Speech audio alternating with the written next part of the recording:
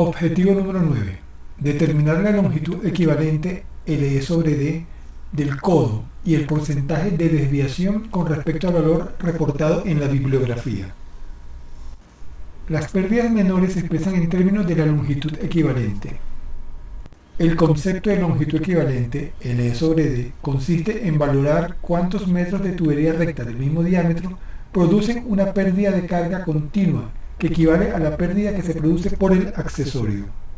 Las tomas manométricas colocadas en un codo nos permiten determinar la caída de presión en el mismo, la velocidad implícita para cada uno de los caudales y el factor de Darcy empleando el siguiente modelo matemático. La resistencia al flujo de un codo depende de la proporción entre el radio R del codo con el conducto del diámetro D. La resistencia se da en términos de LD sobre D. El valor de la longitud equivalente para un codo convencional de 90 grados es igual a 30. Experimentalmente se obtuvieron valores mayores, obteniendo una desviación promedio de un 25%. Los datos bibliográficos son referidos a accesorios y tuberías totalmente nuevas. El fluido de trabajo en este equipo es agua, un fluido por naturaleza corrosivo y ensuciador. Con el tiempo de uso, los minerales presentes en el fluido se adhieren a las paredes de la tubería e incluso al mismo codo, causando corrosión e incrustaciones que pueden incluso disminuir el diámetro interno, aumentando la fricción y por consiguiente causando mayores pérdidas de energía en él. Objetivo número 10. Graficar la caída de presión como una variación del caudal experimental para la contracción y para la expansión. En la práctica se tomaron las lecturas manométricas para la sección de contracción y expansión. Con esos datos y aplicando la siguiente ecuación, calculé las caídas de presión para la contracción y para la expansión respectivamente. Los valores se muestran en las siguientes tablas. De acuerdo con la ecuación de continuidad, al disminuir la sección de flujo en la contracción aumenta la velocidad y de acuerdo con la ecuación del balance de energía de Bernoulli debe disminuir la presión. Como el flujo es real, la presión debe disminuir aún más debido a las pérdidas de energía de fricción y por ello no debe resultar sorprendente el gran delta H, la altura manométrica que mostró la cámara manométrica CM201 con el manómetro acoplado a la contracción. En la gráfica se observan dos curvas de tendencia polinómica ascendente, siendo la curva que tiende más a ascender la de la sección de la contracción.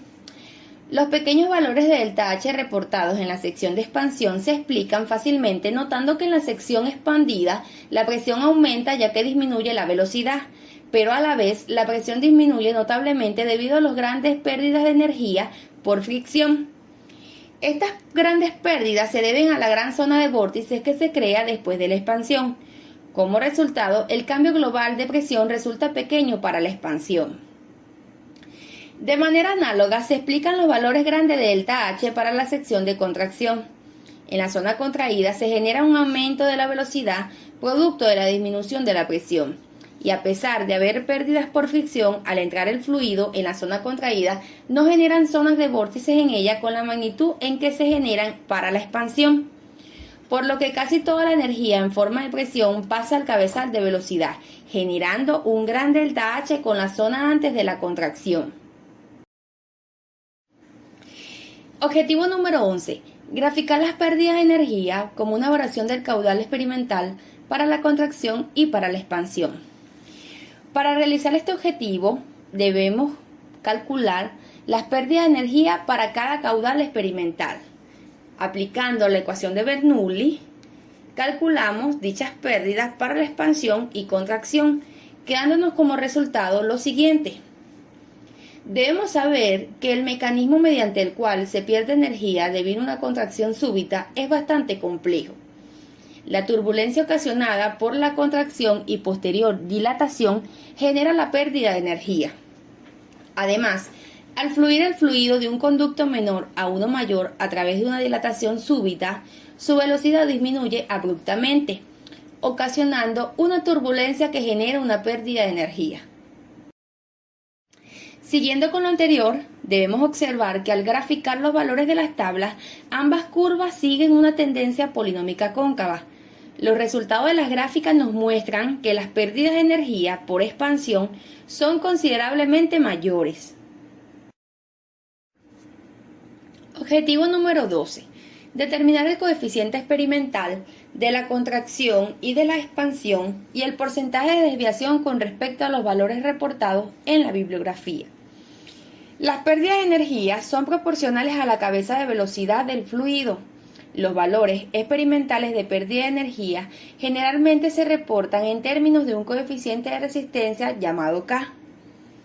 Los coeficientes de pérdidas teóricos para ensanchamiento y contracción son los siguientes, los cuales los podemos encontrar en la bibliografía. Para los coeficientes experimentales y para la desviación se emplearon las siguientes ecuaciones. Los resultados los podemos observar en la siguiente tabla. Al comparar los valores para los coeficientes de pérdida en el caso de la contracción súbita con lo de la expansión súbita, se observa que la pérdida de energía en la primera es algo más pequeña. En general, la aceleración de un fluido causa menos turbulencia que la desaceleración. Debemos saber que la facilidad con que la aceleración del fluido se lleva a cabo determina la cantidad de pérdida de energía y, por tanto, el valor del coeficiente de resistencia de la entrada depende de la geometría de esta. Para discutir el resultado de la desviación debemos saber que los coeficientes de pérdida varían con el diámetro de la tubería, la rugosidad de la superficie, el número de Reynolds y los detalles del diseño. Estos valores fueron calculados con accesorios nuevos, por lo tanto, debido al daño ocasionado a través de los años de uso del equipo, al comparar los datos bibliográficos con los datos de la práctica, va a dar una desviación muy elevada, o sea, lo que me indica que hay más pérdida de energía de lo normal. Objetivo número 13. Graficar las pérdidas de energía como una variación del caudal experimental para dos tuberías de igual material y diferente diámetro. En la práctica, estudiamos dos tuberías de hierro galvanizado, una de 1 pulgada y otra de 2 pulgadas de diámetro. Se tomaron sus respectivas lecturas manométricas y para determinar las pérdidas volvemos a aplicar la ecuación de Bernoulli, quedándonos de la siguiente manera.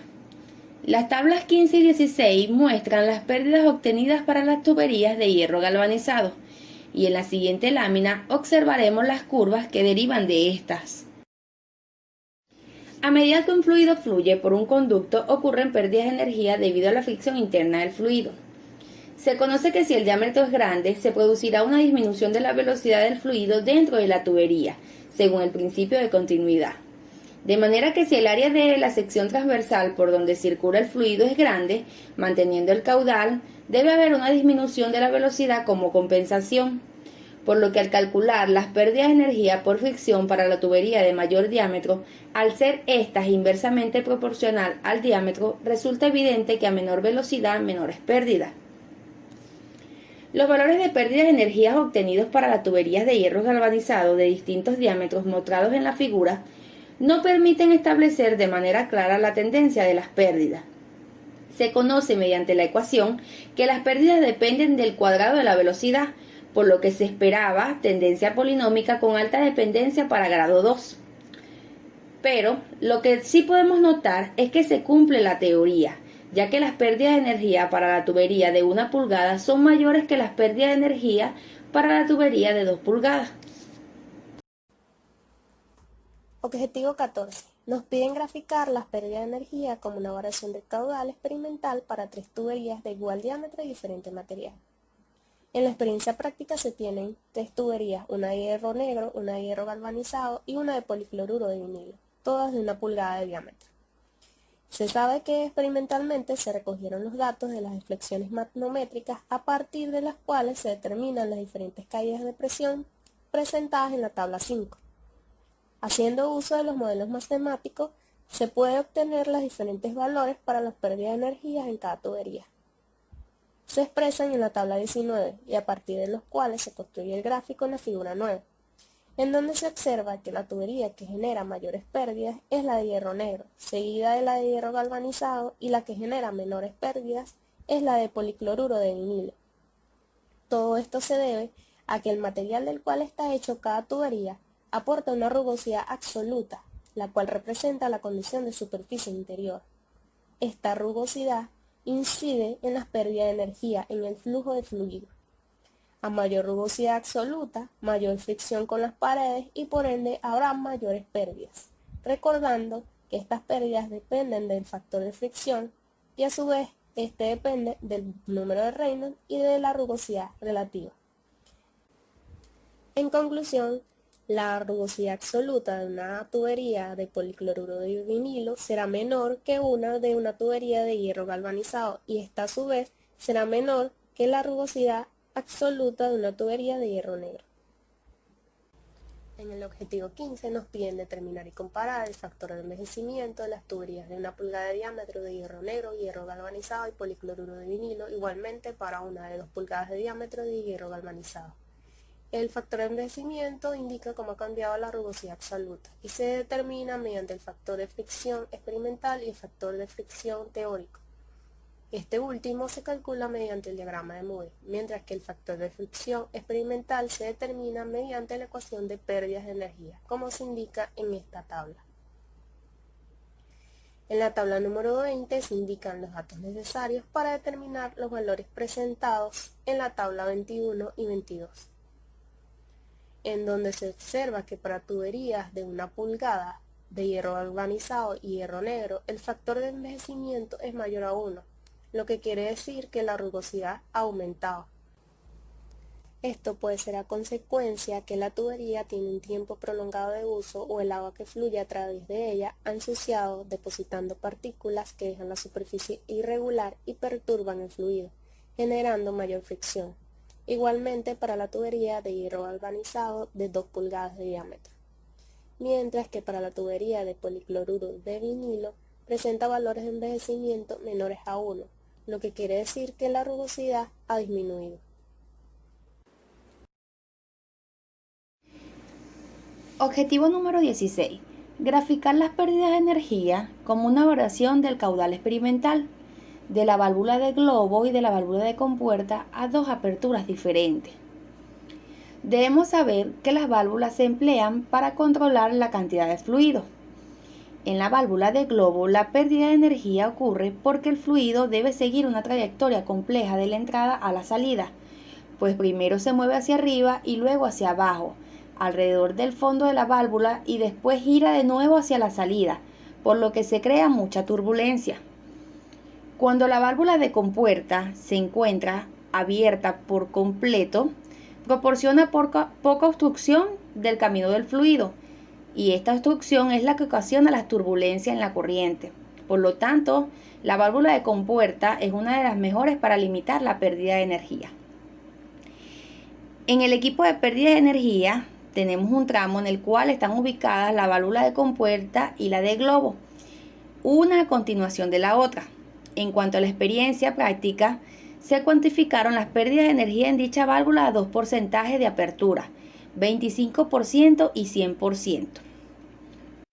Utilizando la ecuación de Bernoulli y despejando las pérdidas, obtenemos los siguientes resultados tabulados en las siguientes tablas. Tabla número 14. Pérdidas de energía para la válvula de compuerta al 100% de apertura. Tabla número 15.